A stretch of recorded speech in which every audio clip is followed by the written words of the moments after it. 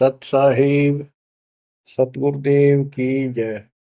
बंदी छोड़ कबीर साहिब जी की जय। बंदी छोड़ गरीबदास जी महाराज जी की जय। स्वामी राम देवानंद जी गुरु महाराज जी की जय हो।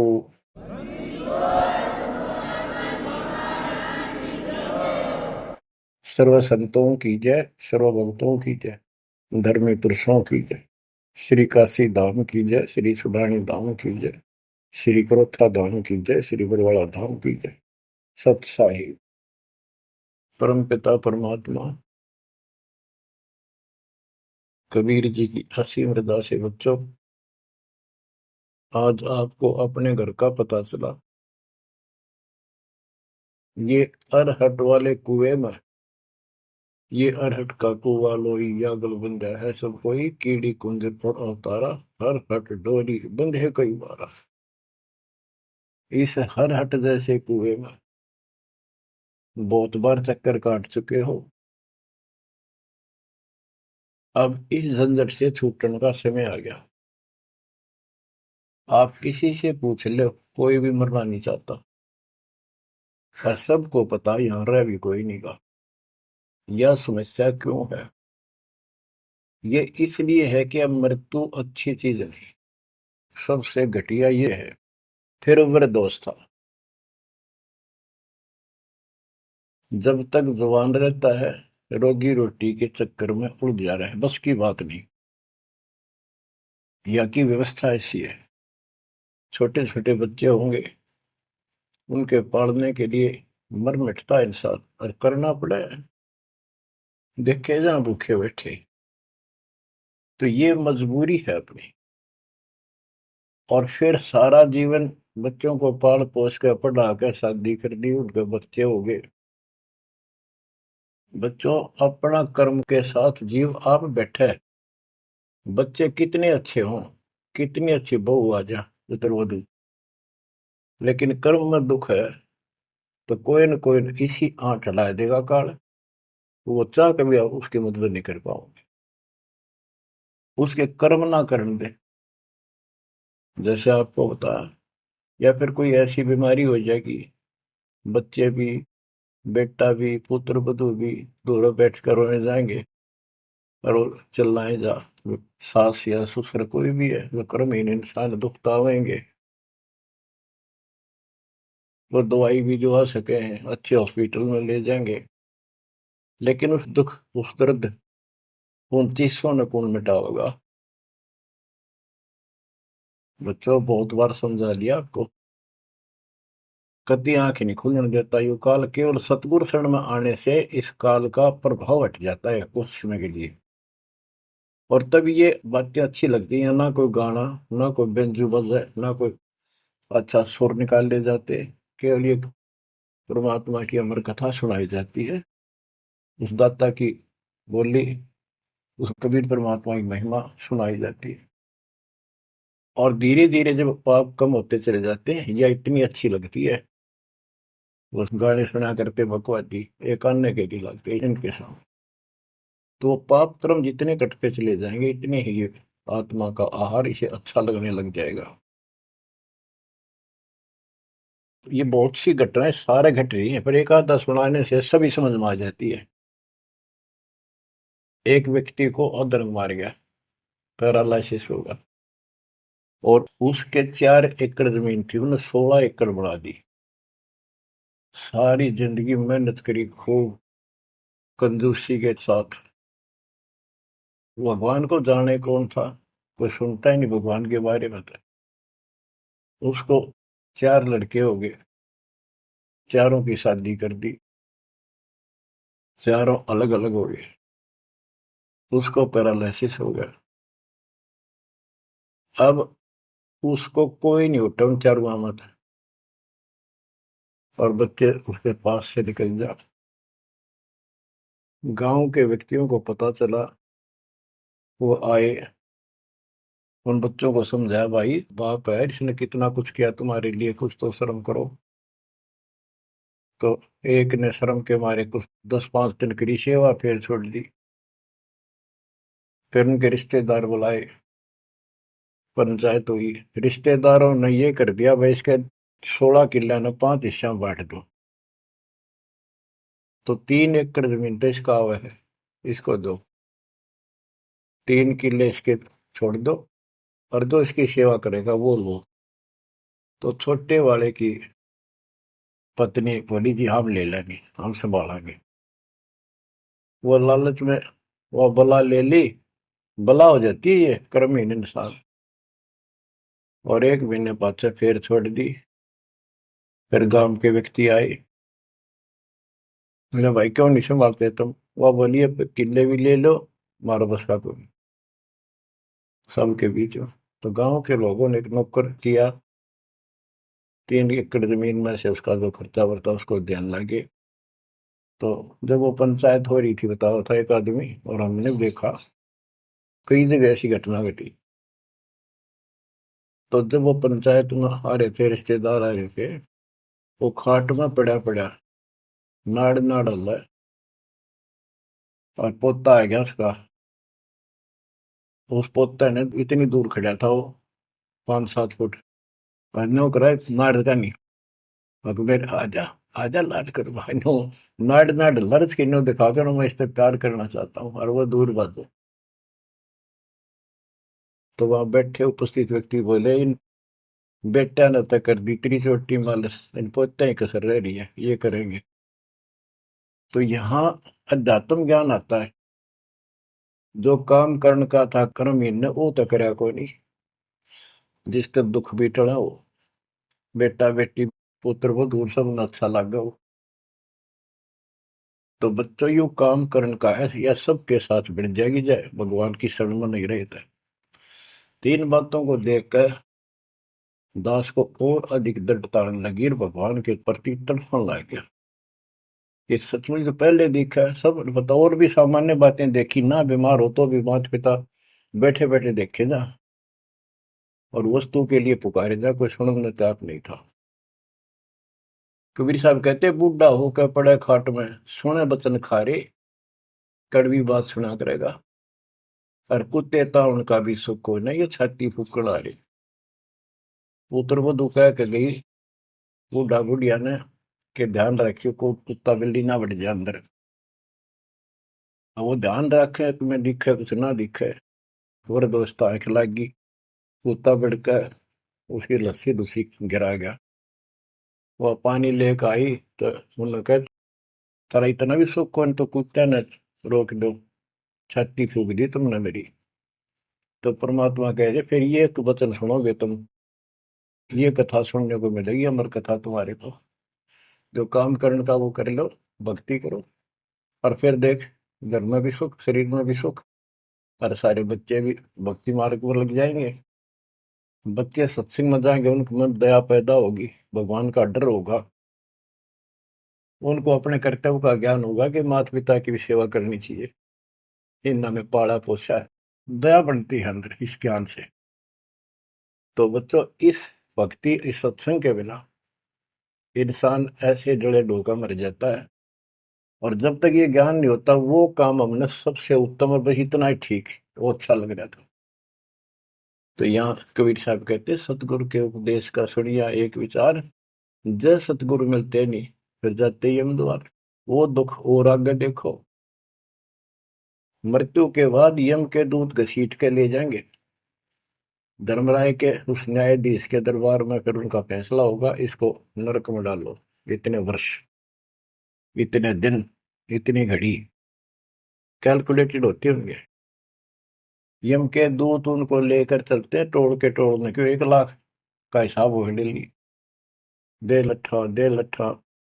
वो नरक से वापस भाजे, उनका लठ मारे भाले ठोकर में, जबरदस्ती लात मार के ठोकर मार के नरक में गिरे। कहते नरक द्वार में दूत सफर करते खेचा तान, उन तक कबू ना छूटता करता चारों खाली।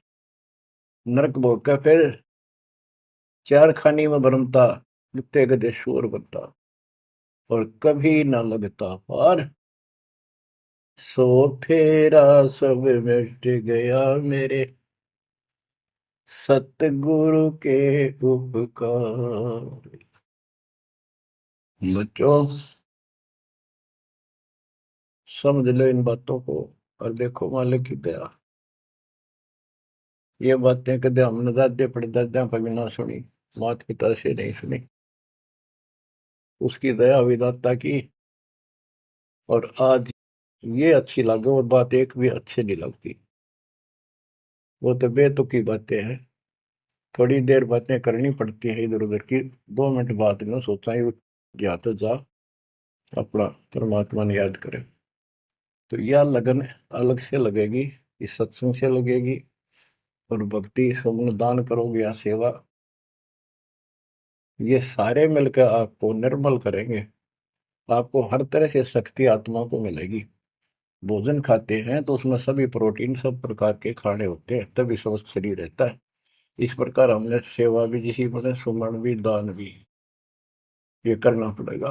और मर्यादा का निर्वाह, परहेज भी रखने पड़ेंगे, तभी आत्मा स्वस्थ होगी, मोक्ष प्राप्ति योग्य होगी।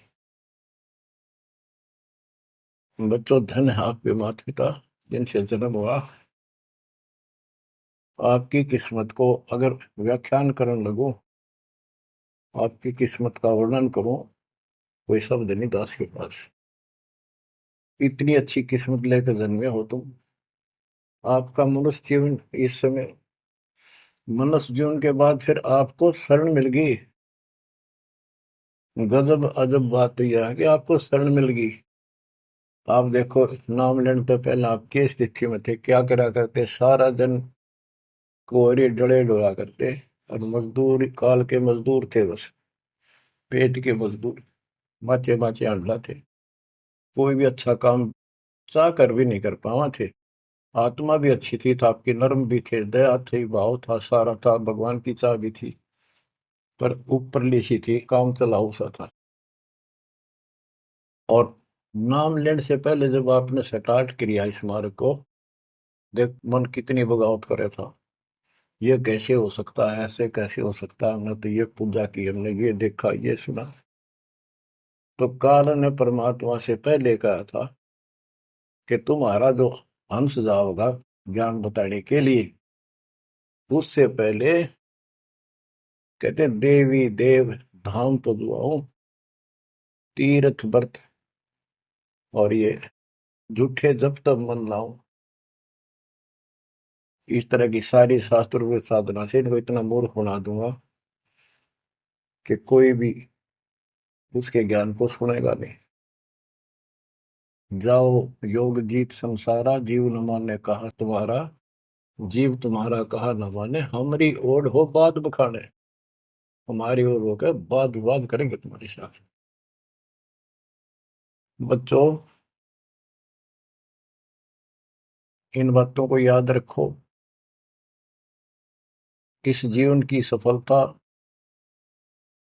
है कि इसमें परमात्मा प्राप्ति हो। आप इसके निकट आ चुके हो। आपने जो भक्ति स्टार्ट करी, आपकी यही दशा थी। कति मन मान कर राजी नहीं था। और उस दाता देखो अपने बच्चों को कैसे कैसे कैसे कोई न कोई भेज के अपना बान भाई रह रह कर कथा सुनाई। कभी अच्छी लगी, कभी ना लगी, धीरे धीरे पाप करते गए, सुनते चले गए।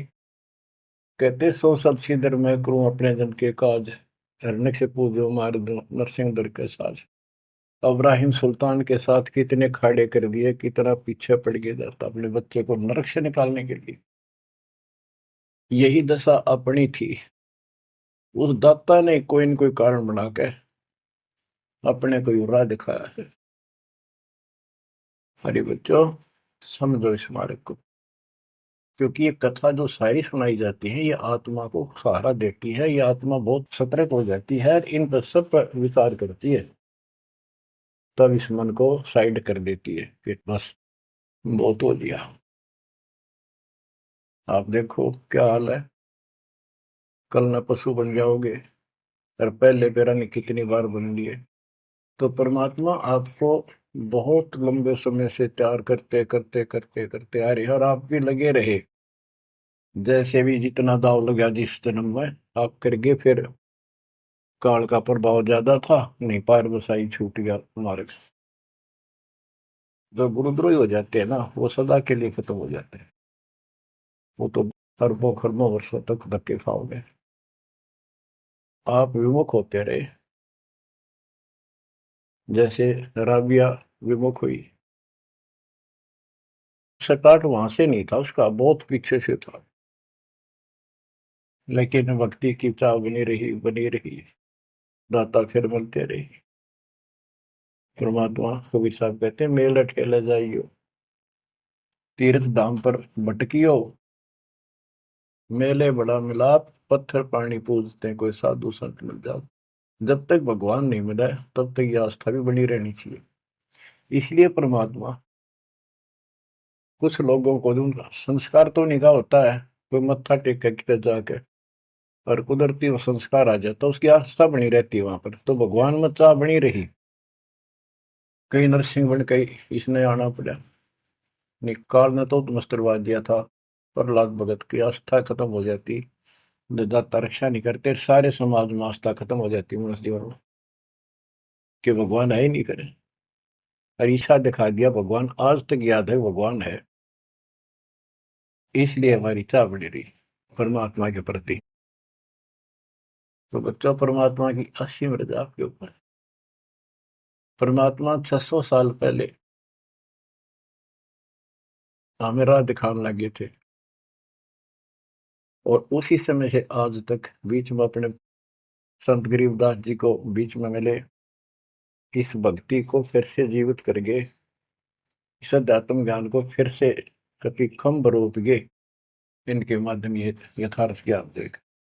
और 300 साल से अमर ग्रंथ ज्ञान पढ़ा करते थे गरीबदासी, गरीबदास के 12वें पंथ वाले।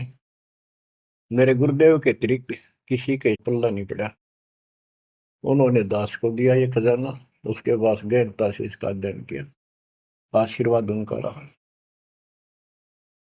आज ये खजाना खोल दिया, गुरुदेव का आशीर्वाद, कबीर साहब का वचन, 5505 कलयुग बीत चुका, तो ये खेल तो होना ही था। और क्या गंगा आएगी, मोक्ष करने वाली असली गंगा ये है सत्संग। इसमें जो स्नान करेंगे, सत्संग सुनेंगे, मोक्ष तो इन आत्माओं का होगा। अब्राहिम सुल्तान को कैसे निकाला, उसके कोरडे तक खाए मालिक ने अपने बच्चे के, बता के लागत था, क्या नाता था उससे। अब यहां विचार कर लो, उसका हमारे से क्या नाता है, कितना गहन नाता है। वो हमारा पिता है, वही हमारी माँ है। उस परमात्मा में हमारे प्रति माँ और पिता दोनों का मोह है, कितना जबरदस्त हो सकता है वो देखो। तुम अपनी गलती से फंस गए, पर वो बैठा उस पर भी नहीं जाता खाली, कि कुछ तो निकालो काल के जाल से। आप आंख खोलो, इस मार्ग को दृढ़ता से ग्रहण करो, बच्चों वाली बातें छोड़ दो, सारा संसार एक तरफ हो जाए, आपने एक तरफ होना पड़ेगा। जैसे मीराबाई को कहा उसकी माँ ने, सत्संग में जाना मेरा छोड़ दे, आए मारी लोग कर तकरार, सत्संग में जाना मेरा छोड़ दे, सत्संग में जाना मेरा ना छूटे री, सत्संग में जाना मेरा ना छूटे री, तारी चाहे जड़ कमरो संसार, सत्संग में जाना मेरा ना छूटे। इस दशा में, इस स्थिति में आपको आना पड़ेगा। ये संसार साथ नहीं जाएगा, ये संसारिक व्यवहार आपका कति काम नहीं आऊगा। ठीक है, बेशर्म होना भी नहीं, जितना हम समाज में सहयोग कर सकते उस तरफ में रहना पड़ेगा। प्यार दें सबको, नमस्कार करें, बड़े छोटे की कदर करें, अच्छा व्यवहार करें, हेल्प करें, लेकिन जहां अपने भक्ति में बाधा हो उस पर नमस्कार करें, हाथ जोड़ लें दूर से। बच्चों, गरीबदास जी बताया है, गोरख से ज्ञानी गणे और सुखदेव दती जिहान, सीता सी गो भारिया संत दूर स्थान। पुण्यात्मो, आपको अध्यात्म सिलेबस, ये अध्यात्म का पाठ्यक्रम पढ़ाया जा रहा है, दास टीचर है, और इसको बार बार रटवाऊंगा, बार बार समझाऊंगा, क्योंकि टीचर सारा साल उस सिलेबस को रह रह कर रिपीट करवाया करे, तब बच्चों के आत्मा में, उसके मन में, बुद्धि में वो सेट होता है। तो बच्चों, आपको ये सिलेबस दास बार बार रिपीट कराएगा, और ध्यान से उत्सुकता से सुनते रहना। परमात्मा के ज्ञान को, सत्संग को सुनो जब कति एकाग्र चित्त से सुनो। गरीब गोरख से ज्ञानी घने, सुख देव जति जिहान, सीता सी बहु भारिया संत दूर स्थान। अब आपको अमर ग्रंथ की अमर वाणी का कुछ अंश सुनाऊंगा। जैसे दास की बुद्धि काम करेगी, इसको सरल भी बनाऊंगा। गरीब, यह गरची जब पांडव राजा, नो नाथो नहीं ना दुबाजा, 84 सिद्ध रिद्ध सब मोहे, पूर्ण ब्रह्म ध्यान नहीं जो है। अब क्या बताना चाहते हैं संत गरीबदास जी, कि जब पांडवों ने अश्वमेघ यज्ञ रची, तो उसमें 33 करोड़ देवता, 88,000 ऋषि, ब्रह्मा विष्णु महेश तक उपस्थित थे, 12 करोड़ ब्राह्मण, और ये गिरिपुरी, इनका गिनती नहीं, 56 करोड़ जहां थे या दो, शंख पचायन नहीं बाजा ना दो। तो कहने का भाव ये है कि गोरख से ज्ञानी गणे, सुखदेव जति जिहान, प्रसंग ये है। और सीता सी बहु बारिया संत दूर स्थान। पांडवों ने अश्वमेघ यज्ञ क्यों की थी? श्री कृष्ण जी जो उनके गुरु थे, त्रिलोकीनाथ विष्णु अवतार, उन्होंने बताया था कि तुमने, क्योंकि युधिष्ठिर जी को भयंकर स्वप्न आने लगे, बेचैनी होगी, भूख गई, रात की नींद गई, वैद्यों से इलाज करा लिया, कोई आराम नहीं हुआ। श्री कृष्ण जी के गुरु थे, उनसे समाधान जाना और कारण पूछा कि ये हुआ क्यों। तब श्री कृष्ण जी कहते, तुमने जो बंदूक घात किए हैं, युद्ध में, महाभारत में आदमी मारे और अपने प्रियजन मारे, रिश्तेदार मारे, ये पाप वो हानि कर रहा है, वो सेध रहा है। समाधान ये है कि अश्वमेघ यज्ञ करो और पूरी पृथ्वी पर न्योता दे दो, कोई आओ, धर्म यज्ञ करो एक, और धर्म यज्ञ सफल होगी तो तुम्हारा ये दुख दूर होगा, अन्यथा नहीं होगा। और यज्ञ संपूर्ण होने की, सफल होने का चिन्ह बना दिया, बता दिया निशानी, कि एक शंख 5 मुंह का, पंचानंद शंख, उसको पंचजन्य भी बोल देते हैं, पंचायन, आनंद माने मुख होते हैं, पंचानंद 5 मुख का शंख एक अलग स्थान पर रखा जाएगा। वो कोई बजाएगा नहीं, आप पर बाजेगा। वो बाजेगा तब जब कोई पूर्ण संत, अच्छी करने वाला उसमें भोजन खा लेगा। तो 33 करोड़ देवता बुला लिए, 88,000 ऋषि आगे, 12 करोड़ ब्राह्मण आगे, तो किसी से भी शंख नहीं बजा।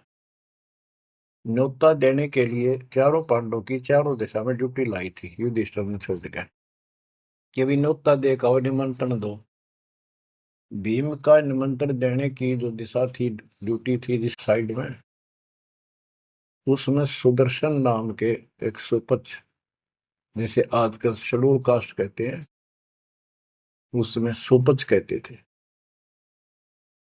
और वाल्मीकि जाति में थे वो। भीम वहां गया। भीम ने उनको निमंत्रण दिया कि भगत जी हमारे वहां आइयो, और मैं युधिष्ठिर राजा का भाई भीम हूं, और ऐसे ऐसे हमने एक अश्वमेध यज्ञ रची है, आप आमंत्रित हैं। तब सुदर्शन जी ने कहा, सुपथ ने, कि भीम तुमने तो इतना पाप कर रखा, कसाई भी फीका पड़ गया। तुमने ऐसा जुल्म कर दिया, वो बहन आज तक रो रही है जो विधवा होगी सैनिकों की, उनके बच्चे टक्कर मार रहे हैं, माँ से पूछ रहे हैं पिताजी कब आएंगे छुट्टी। उनकी माँ एकांत में ज्यादा रो रही है, तुम बैठ के ठाठ कर रहे हो और तुम मौज कर रहे हो, तुम तो नरक में डाले जाओगे। मुझे बुलाना है, जो अश्वमेध तुम करने जा रहे हो, ऐसी अश्वमेध 100 का फल मुझे संकल्प करो, 100, तब मैं तुम्हारे जाके रोटी खाऊं, ना कौन पड़े से नरक में। अब अहंकार था भीम को कि हमारी यज्ञ तो सफल होनी है, क्योंकि श्री कृष्ण जी रहे साथ। तो उस भगत को कहा कि तेने आना होता जी, फालतू ना बोले, कि तेरे बिना वह काम अड़ा है, हमारे कोई आंट नहीं लगती। तो सुदर्शन जी चुप हो गए, साकेत और सवान को उल्ट जवाब ना दे। जब उनका कति संपूर्ण नहीं हुआ, वो काम नहीं बना, 33 करोड़ यादव सारे आ लिए, सबने भोजन खा लिया। शंख नहीं बजा, जब एक दूसरे के मुंह को देखा, वो उपस्थित ऋषि संत देवता ये बतला रहे हैं कि इनके पाप घने कर लिए इनने। हाँ, शंख बजेगा कहाँ से, अपने ऊपर ना लेते। अब जैसे ये माया के अंग का प्रसंग है, वाणी वो चल रही है कि इस देवी ने, इस माया ने काल के दबाव में यहाँ सबको भ्रमित कर रखा है, सत साधना करने नहीं देती, शास्त्र साधना में डरे डुबावे। कर तो काट रहा है, लेकिन यह उसके दबाव में आ गई, या क्या करे, फंस गई, इसके साथ आकर निकम्मे गए। तो बच्चों, तब युधिष्ठिर बोला, महाराज हमारे पाप गणे हैं भगवान, ये तो कभी नहीं बच जाए। तो मन पता है क्या हाल हो रहा है, वो मेरे स्वप्न में भी दिखाई देते, वो बच्चे रोते हुए, उनकी विधवा रोती हुई टक्कर मार रही है। कृष्ण जी बोला, भाई इस शंख न बजाने वाला आया को नहीं।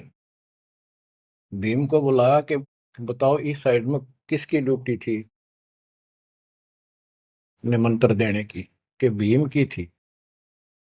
भीम से पूछा कि तुम ऐसे ऐसे, एक सुदर्शन नाम का संत है, उसको न्योता नहीं दिया। वो बोला, जी निमंत्रण दिया था, पर वो तो कुबोल आदमी है, ये बातें बोली है कि तुम पापी हो और अपराधी हो, वो तो गलत बोला। कृष्ण जी बोले, आपने क्या कहा। भीम बोला, मैंने कह दिया तो नाना होता जी, आपने ना तो मत आइए। श्री कृष्ण जी बोले, सारा काम खराब कर दिया, साधु संतों से ऐसे नहीं बोलना चाहिए, वो जो कहते हैं उसमें कोई दम होगा बात में। तुम तो सारा काम बिगाड़ दिया, अब बता क्या करेगा। इतना पैसा लग गया, बात वही की वही, थोड़े मुंह हो गया भीम का, कहते माँ चिरा था, तक के दिफा था। श्री कृष्ण जी बोले, बैठ साले, रथ तैयार करो। उस दौरान जब यह घटना घटी, उसमें परमात्मा करुणा में नाम से प्रकट थे कबीर साहब, और सुदर्शन उस करुणा में परमात्मा के बच्चे थे, शिष्य थे। सुदर्शन जी ने अपने गुरुदेव को जाके बताया कि महाराज ऐसे ऐसे वो भीम आया था, और मैंने उसको बोल दिया भाई ऐसे ऐसे कर। परमात्मा बोले, बा वो यज्ञ तो उनकी पूरी हो को ना, उन तो वो सारे माया के पुजारी बैठे हैं, वह फिर आएंगे, तू खिसक जाए यहाँ पे। सुदर्शन जी तो निकाल दिए, परमात्मा सुदर्शन रूप बनाकर बैठ गए। पांचों पांडव छठे कृष्ण जी गए, 1 योजन 12 किलोमीटर दूर रथ से उतर लिए और पैदल चल पड़े। जाके श्री कृष्ण जी ने दंडवत प्रणाम किया तो पांडु तापा मरे पड़े थे, पांचवा ने उन्होंने किया। तब सुदर्शन जी बोले, एक सुदर्शन जी कहूंगा मैं, क्योंकि ये फिल्म है, फिल्म में जो रोल जो करता है वही बोला जाता है। सुदर्शन जी ने कहा, आओ त्रिलोकीनाथ, कैसे आना हो गया। श्री कृष्ण जी बोले, हे सृजनहार, हे सारी सृष्टि के रचनहार, आप जानी जान हो, ये पांडव है और ऐसे ऐसे नहीं, अश्वमेध यज्ञ की है वो, आपके बिना संपूर्ण नहीं हो सकती। आप दया करो और भीम की गलती को माफ करो। सुदर्शन जी बोले, भाई मैंने जो शर्त रखी थी वह पूरी कर दो।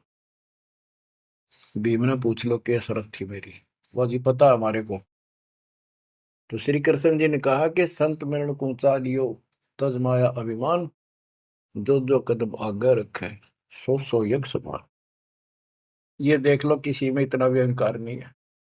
आज ये कति टूटे पड़े हैं, सारा खर्च हो लिया पैसा, बात वहीं खड़ी है। और वहां से लेकर यहाँ तक हम आए हैं, जितने हमारे कदम बढ़ते हैं वो सौ सौ यज्ञ समान, वो एक कदम एक यज्ञ के समान है। अपनी सौ रख लो, बाकी हमारी जोड़ी में डाल दो, हमारा भी कल्याण हो। यानी आदिन्य का भाव संत के सामने होना चाहिए। संत के साथ भगवान होता है, भगवान को अहंकार कति पसंद नहीं। तब साधु भूखा भाव का, धन का भूखा ना, ना किसी में माँ का भूखा। उससे पहले जब पहली बार यो भीम गया था तो निमंत्रण देने, एक तालाब में नहा के आया था और उसमें खूब गोते मर मर नहाया, पैर भी नहीं टिके थे। सुदर्शन जी बोले कि भीम, यह मेरी माला तार के दिए खुट्टी पर था। भीम चला, खुट्टी पर हुआ माला सुमरनी तारन लग गया। उस पर उतरी नहीं, टस से मस नहीं हुई, पसीने आ गए। जब सुदर्शन जी बोले, भीम उधर बड़ी डींग मारा था कि युद्ध नहीं जीतता जाता, एक का मारू था 10 मरे थे। और ये माला ना उठी तेरे थे, छोड़ के आ गया, दूर खड़ा हो गया। और कोई दिखाना भी जरूरी था कि कुछ है इसके पल्ले, ना तो उनके मन में फिर दूसरा देता। ऐसे हाथ किया परमात्मा ने, वाला अपने आप उठ के उनके हाथ में आ गई। धर्मदास या घना अंधेरा, बिन परचय जीव जम का चेहरा। अगर थोड़ा बहुत ना दिखाऊं अपनी शक्ति तो काल का बंधेरे मेरी तरफ आवे को नहीं। उस दिन तो बड़ी बात बोल रहा था भीम, और सुन ले, तेरे जैसे पहलवान बहुत होगा जाएंगे। जिसमें तू उस दिन स्नान करके आया था ना, वह खोपड़ी थी उस कुंभकर्ण की। खोपड़ी, ये सिर का ऊपर ऊपर का कटोरा, जिसमें तेरे पाँव भी ना टेके, ऐसे ऐसे होकर जानिए बकवादी। भक्ति बिना बात नहीं बने बच्चों। तो जब परमात्मा यानी सुदर्शन जी रथ में बैठकर उनके साथ वहां पहुंचे, द्रौपदी ने देखा कि कौन सा है संत, पता चला यू एक केला यू है होगा। तो तभी उसके मत्था ठन गया कि इससे क्या होता, ये इतने ऋषि में ऋषि बैठे तो पशु फलाना। फिर श्री कृष्ण जी ने कहा, द्रौपदी बढ़िया भोजन तैयार कर, संत खाना खाओगा तारा काम बनेगा। तो द्रौपदी ने सोचा, बढ़िया भोजन बनाऊं, कई प्रकार के पकवान बनाकर थाली में नारी नारी कटोरिया में रख कर दिए। पर सुदर्शन जी जो है वह 5 ग्रास खाते थे। वो अपने मनमुखी होते, पर पुहाल रोल उसी का करना था परमात्मा। ये कुछ भी करते रहो, भक्ति ठीक करो बस। तो उन सब में से थोड़ा थोड़ा मिला के इकट्ठा कर लिया, खिचड़ी ही बना ली, कति रला दिए कि सारे पकवान वहां मिल जाए और सबका भोग लग गया। द्रौपदी मन में सोच रही थी, मैंने 1 घंटे तक आंख पड़वाई दूं मैं, और इतने बड़ी आइटम बढ़ाए। अक्षंत खाओगा और उंगली चाटेगा, और सरा होगा किसने बनाई है सब्जी रोटी। और इसने कुछ करना आता ना, और ना शूद्र का शूद्र, ये कहाँ के शंख बजाएगा ये। अब परमात्मा ने यानी सुदर्शन जी ने 5 ग्रास खाए, 5 बार शंख बोला। वो युधिष्ठिर जी बड़े खुश हुए, कृष्ण जी से कह रहे आपने बड़ी दया करी, बड़े महापुरुष खोज के लाए, हमारा तो काम बन गया। कृष्ण जी बोले नहीं बना, ये तो शंख कंटिन्यू बजना चाहिए था, अखंड, और काफी देर तक, स्वर्ग तक, सारी पृथ्वी पे इसकी आवाज जाएगी, धीमी धीमी, मीठी मीठी, प्यारी प्यारी, तब सफल होगी। युधिष्ठिर बोले हे भगवान, अब कौन रह गया, किसको लाओगे। बोला भाई इस वाल्मीकि के बाल सब, ना ही 3 लोग, ये के वाल्मीकि दिखे तुमने, इसके एक बाल के समान भी 3 लोग नहीं है, इतनी ताकत है इसमें, इतनी भक्ति की शक्ति है। अपने घर में कमी है वह खोजते। द्रौपदी बुलाई, द्रौपदी से कहा कि बहन साची बता, तेरे कोई दोष आया इस महापुरुष के प्रति। तो उसने सारी बता दी जी, ऐसे ऐसे मेरे मन में दोष आया। द्रौपदी शुक्र मना, तेरे घर पर टूक तोड़ ली, इसने का खाना खा लिया। अपने घर सब 2 रोटी खा कर सोते हैं, कोई भूखा नहीं सोता, भगवान सब न दी है। इस तरह का अहंकार करने से काम नहीं बनते। इसके चरण धोकर पियोगी ना, जब तेरे अंतःकरण का पाप भी दूर होगा और कुछ राहत भी तब मिलेगी। अमृता क्या नहीं करता। द्रौपदी लाई बढ़िया सी थाली परात उठाकर चांदी की, और उसमें लोटा लेकर संत के चरण धोए, गाल के कटोरे में पीण लगी। कृष्ण जी बोले बहना दा मुझे भी देना, ईशे महापुरुष का चरणामृत कद कद मिल रहा है। तो आधा द्रौपदी ने पिया, आधा श्री कृष्ण जी ने। और फिर वो देखो अखंड बाजा, वो ऐसे ढंग से बजाए तो धीरे धीरे धीरे धीरे सुर बढ़ता चलेगा, स्वर्ग तक, पूरी पृथ्वी पर आवाज गई, कण कण में सुनाई दिया। और जो पेड़ थे पौधे पूरे के पूरे बसंत की तरह फूल आ गए और खिल गए। इतना सुंदर मौसम होगा सुहावना। गोरख से ज्ञानी गढ़े और सुख दे जति जिहान, सीता सी गो भारिया संत दूर स्थान। संत को ऊपर दिखावे से ज्यादा मीठी मीठी लंबी चौड़ी कथा सुनाने से, अटपट करके प्रवचन करने से पहचाना नहीं जा सकता। तो बच्चों, न जीव की सी बुद्धि है को पहचान ले, पहचान लिए होते तो कबीर भगवान आए न थे, संत गरीबदास जी आ रहे कहने गए। अब बच्चों आपको थोड़ी सी अमृत वाणी सुनाता हूँ। ग्रीव फिर पांडवों की यज्ञ में शंख पंचायन टेरे, 12 कोटि पंडित जहां पड़ी सबन की मेरे। यज्ञ रची जब पांडव राजा, नौ नाथों ने नादू बाजा। उस यज्ञ में 9 नाथ, 84 सिद्ध, 33 करोड़ देवता, 88,000 ऋषि, 12 करोड़ ब्राह्मण और 56 करोड़ यादव, जो श्री कृष्ण के वंशज थे, जो पांडवों के रिश्तेदार थे। क्योंकि श्री कृष्ण जी की बहन सुभद्रा अर्जुन के ब्याही थी। या क्या कहते हैं, यज्ञ रची जब पांडव राजा, नौ नाथों ने नादू बाजा। 84 सिद्ध रिधि सब मोहे, पूर्ण ब्रह्म ध्यान नहीं जो है। अब माया के उनकी वाणी पर देखो छिए, इन्होंने बताया है कि 84 सिद्ध, 9 नाथ, ये रिद्धि सिद्धि में उलझा रखे थे। 84 सिद्ध रिद्धि सब मोहे, इन्होंने पूर्ण ब्रह्म ध्यान नहीं जो है, पूर्ण परमात्मा की भक्ति नहीं करी। कोटि 33 यज्ञ के माही, सुर नर मुनि जन गिनती नाही। 56 कोटि जहां थे यादो हो, जिनसे नाही बाजा नादू हो। कोटिक वक्ता वेद उचारी, ना बयम संपूर्ण सारी। सर दर्शन की गिनती नाही, अनाथ जीव जी में बो माही। ओहो, सर दर्शन ये गिरिपुरी कहती है बहुत गड़े आए हुए थे, और अनाथ जीव भी बहुत गड़े आए। शोर नर मुरजन तपा सन्यासी, दंडी वृत्त बहुत उदासी। कामधेनु कल्प वृक्ष ही लाए, तीन लोक के सुर नर आए। पांचों पांडवों कृष्ण शरीरा, जिनसे यज्ञ बही निधीरा। होय होय, पांचों पांडव और श्री कृष्ण जी वही खाना खा चुके थे, उनसे यज्ञ बही नहीं थीरा, उनसे यज्ञ नहीं हुई पूरी। एक बाल्मीक नीचे कुल साधु, जिन शंख पचायन पूरे नादु। और गनो माया के पूता, ब्रह्म जोगनी सब ही दूता। ओहो,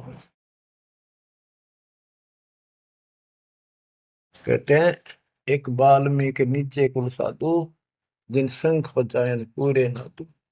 ये और गनो माया के पूता, ये औरतें माया के भ्रमित है, माया सिद्धि प्राप्त करके लोगों को प्रदर्शन करना, ये भी माया जाल। या महिमा पागी न, इनमें खेल ले गए खिलौने से, या माया ये देवी ने उलझा रखे काल के दबाव। कहते हैं और गनो माया के पूता, ब्रह्म जोगिनी सब ही धूता। अब क्या बताते हैं, गिरि पांचों पांडव संग हैं, और छठे कृष्ण मुरार। चलिए हमारी यज्ञ में हे समर्थ सिरजनहार। अब श्री कृष्ण जी भी तो तीन लोक के मालिक हैं, पिछले संस्कारी हंस है। परमात्मा ने उनको सद्बुद्धि दी, उनकी दिव्य दृष्टि खोली कुछ समय के लिए, तो उनको भगवान दिखाई दे था। वो सुदर्शन उस दिन थे भी भगवान, पर उसको एहसास था, क्योंकि अध्यात्म मार्ग के अंदर अपने आप आत्मा अपने से शक्तिशाली के आगे नीचे हो जाती है, मुरझा जाती है। गिरि पांचों पांडव संग हैं, और छठे कृष्ण मुरारे। चलिए हमारी युग में समर्थ सृजनहार। गिरि पांडव यज्ञ अश्वमेघ में, सतगुरु किया पिया ने। पांचों पांडव संग चले, और छठा भगवान। गिरि पांडव यज्ञ अश्वमेध में, वाल्मीक की बे। शंख पचायन बजाइया, राख्या नहीं संदेह।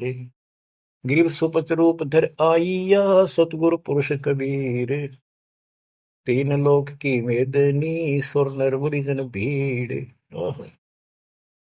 कहते हो सुपच का रूप धरकर स्वयं सतगुरु परमेश्वर कबीर जी आए, जहां पर तीन लोक की सेना बैठी थी मेदनी, या दुनिया भरी पड़ी थी। 33 करोड़ देवता, 88,000 शेरियो, 56 करोड़ यादव। 33 कोटि यज्ञ में आए, 688 सारे। 12 कोटि वेद के वक्ता, सुपच का शंख बजा रे। के 33 करोड़ देवता, 88,000 ऋषि, 9 नाथ, 84 सिद्ध, 12 कोटि वेद के वक्ता ब्राह्मण, ये सारे वहां पर बैठे थे। उन तो ये छोटा सा काम नहीं हुआ, 3 ताप के अंतर्गत पांडव दुखी हो रहे थे। तुम कौन राम का जपते जापम, ताते कटे ना तीनों ताप। तो बच्चों, परमात्मा की आपके ऊपर असीम रजा है, आपको पूर्ण परमात्मा की भक्ति मिली, पूरा सतगुरु मिला, आपको मोक्ष दे दाता सच्चाई।